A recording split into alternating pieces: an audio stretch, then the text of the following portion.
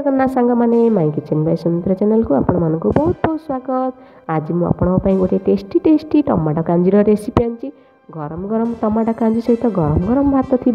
यह गोल खाइबे बहुत ही बढ़िया टेस्टी लगे सांग मैंने या सहित कौन सी साइड आइटम दरकार नहीं। तो चलतु यार रेसिपी जाना एवं टमाटो कांजी को आप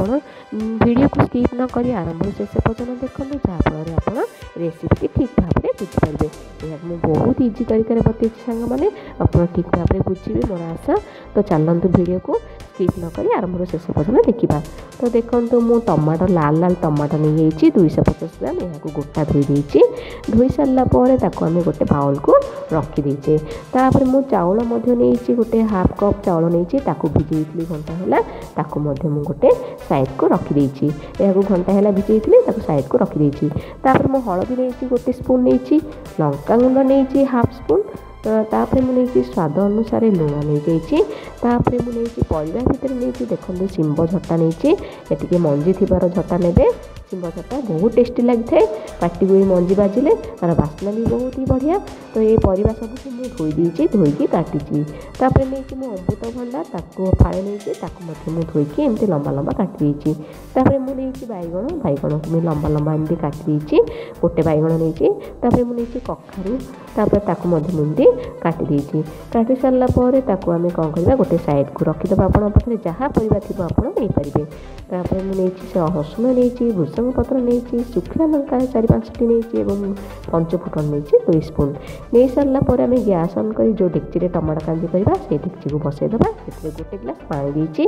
पानी फुटिला भितर आम कौन करवा चाउल को ग्राइंडिंग करदे तार पानी स्ट्रेनर करके देखो ये भाव में सुजी दाना भाया दाना रही सारापर गोटे बाउल को बाहर कर पानी मु अध ग्लास देकी स्पून ने बहुत भल भाव में आम घाटीदबा जमीक यह मिक्स हो चाउल गुंडी। तापर आम पानी आम फुटीगला आम कौन करवा चाउल बटा को मैंने जो बाटी आम कौन करवा धीरे धीरे देदेबा देकी आप बेलारे बहुत भल भाव में घाटे मझे मझे ना यह भिंडा होपर मो पाखे जहाँ जहाँ परिवा थिला मुझे सब परिवा को पकई पकई सारापर आम कौन करवा ना तापर आम घाटीदबा बेलारे तापर हलदी दे गोटे स्पून लंका गुंड हाफ स्पून देकी आम बेलारे बहुत भल भाव मिक्स करदे तापर आम घोड़ेदबा टी तापर आम फुटी सारापर से आम कौन करवा देखो मोर फुटीगला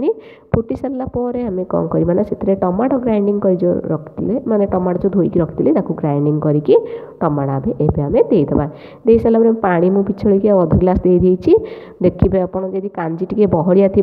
पानी टी देकी सामान करेंगे। तापर मु लुण दे नी स्वाद अनुसार लुण दे ये समय गैस फ्लेम को हाई रखी बहुत भल भाव में आम सीझीगला। आम आंबुल को देदेबा आंबुल को अध घंटा है भिजे रखी परिवा सहित मोर टमाटो एवं चाउल बहुत भल भाव में सीझी जाइए। फुटण करदे गैस ऑन कर प्यान बसई से 2 स्पून ऑयल दे शुखला लंका पंचफुटण दे 2 स्पून भृषंग पत्र दे रसुण छेचा मुझे रसुण छेचा टी अधिका देवे बहुत ही बढ़िया बास्ना आसे। तो दे सारापर चामच बहुत भल भाव में आम घाटीदबा फुटी सारापर आम कौन करवा